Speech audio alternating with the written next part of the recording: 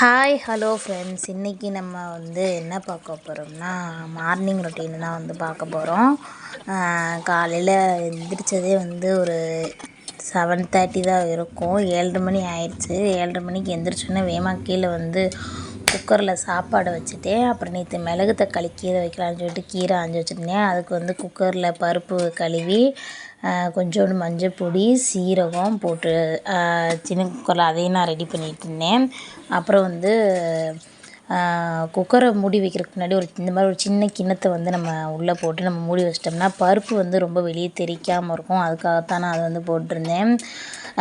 சிறுபருப்பு தான் கொஞ்சோண்டு எடுத்து நான் கழுவி எடுத்து சிறுபருப்பும் துவரம்பருப்பும் கொஞ்சோண்டு போட்டு நான் அதே ஒரு பக்கம் வேக வச்சுருந்தேன்.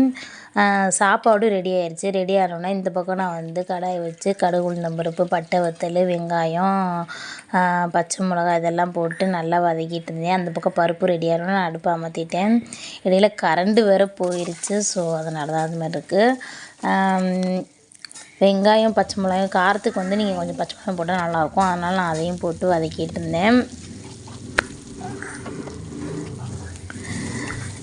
வதக்கிட்டு அதுக்கப்புறம் மிளகு தக்காளி கீரை நான் நேற்றே ஆரம்பிச்சிருந்தேன் இல்லையா, அதை நல்லா வாஷ் பண்ணிவிட்டு கூட வேணால் நீங்கள் மஞ்சள் பொடி போட்டு நல்லா வாஷ் பண்ணிடுங்க. நானும் நல்லா மஞ்சள் பொடி போட்டு நல்லா வாஷ் பண்ணிவிட்டேன். வாஷ் பண்ணிவிட்டு கீரையும் போட்டு நல்லா வதக்கிட்டு அதுக்கப்புறம் நம்ம பருப்பு எடுத்து ஊற்றிட வேண்டியதான். அவ்வளோதான். நம்ம கீரை கடைசி மிளகு தக்காளி கீரை சூப்பராக ரெடி ஆயிடும். இப்படியே வச்சா கொஞ்சம் கசப்புத்தன்மை ரொம்ப இருக்குன்றக்காகத்தான் நான் பருப்பு போட்டு வைக்கிறது. நான் பருப்பு கொஞ்சம் எடுத்து வச்சுருந்தேன். ஏன்னா குழம்பு இன்றைக்கி நான் வைக்கிறதுக்கு குழம்பு தேங்காய் அரைச்சி ஊற்றியும் பருப்பு போட்டு வச்சா இன்றைக்கி சூப்பராக இருக்குன்றதுக்காக கொஞ்சம் பருப்பையும் நான் எடுத்து வச்சுட்டேன். அதுக்கப்புறம் அதை மாற்றிட்டு இந்த பக்கம் கடாயை வச்சு இந்த பக்கம் குழம்புக்கு நான் ரெடி பண்ணிக்கிட்டு இருந்தேன். குழம்பு இன்றைக்கி கத்திரிக்காய் உருளைக்கிழங்கு போட்டு பருப்பு குழம்பு தான் நான் வைக்க போகிறேன். பருப்பு குழம்பு அது நம்ம எப்படி வைக்கிறதுன்னு பார்க்கலாம். அது பருப்பும் ஊற்றி தேங்காயும் அரைச்சி ஊற்றி வைக்கிறது. இது சூப்பராக இருக்கும். இந்த மாதிரி நீங்கள் ட்ரை பண்ணி பாருங்கள். அதுக்கு சோம்பு சீரகம் வெந்தயம் அதெல்லாம் போட்டுட்டு வெங்காயம் தக்காளி பச்சை மிளகாய் அதை போட்டு நல்லா வதக்கிடணும்.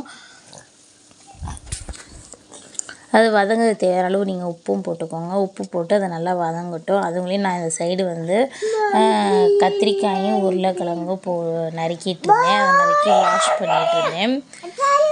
இது வதங்குற வரைக்கும் நம்ம அதை ரெடி பண்ணிகிட்டு இருப்போம்னு சொல்லிட்டு ரெடி பண்ணிகிட்டு இருந்தேன்.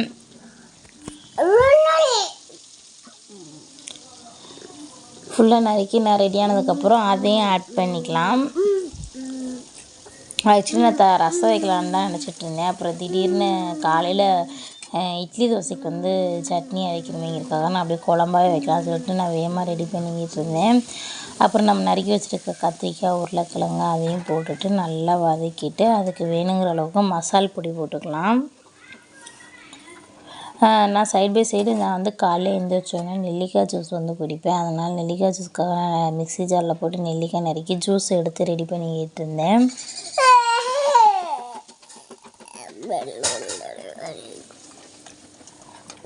ரெடி பண்ணிவிட்டு அதுக்கப்புறம் நம்ம தேங்காயை அரைச்சிடலாம் சொல்லிட்டு இங்கே மசால் பொடி போட்டு தண்ணி ஊற்றி இந்த பக்கம் ஒரு பக்கம் வேகிற வரைக்கும் நான் டக்குன்னு தேங்காயை அரைச்சிட்டு அதையே ஆட் பண்ணிக்கலாம் சொல்லிட்டு தேங்காயை ரெடி பண்ணிகிட்டு இருந்தேன்.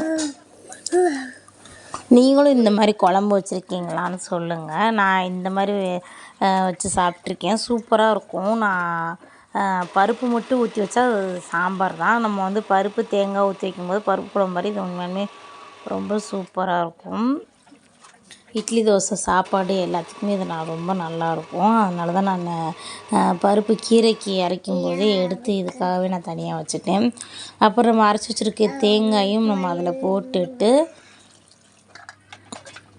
நம்ம கொஞ்சோண்டு குக்கரில் பருப்பு எடுத்து வச்சுருந்தோம் இல்லையா, அந்த பருப்பையும் உள்ளே ஆட் பண்ணிக்கலாம். அவ்வளோதான். இது நல்லா கொதித்து வந்தோன்னே நம்ம கத்திரிக்காய் உருளைக்கிழங்கு பருப்பு ரொம்ப சூப்பராக ரெடி ஆயிரும். கடைசியில் கொத்தமல்லி போட்டு இறக்கிடலாம். இந்த மாதிரி நீங்கள் ட்ரை பண்ணி பார்த்துட்டு எப்படி இருக்குன்னு சொல்லுங்கள்.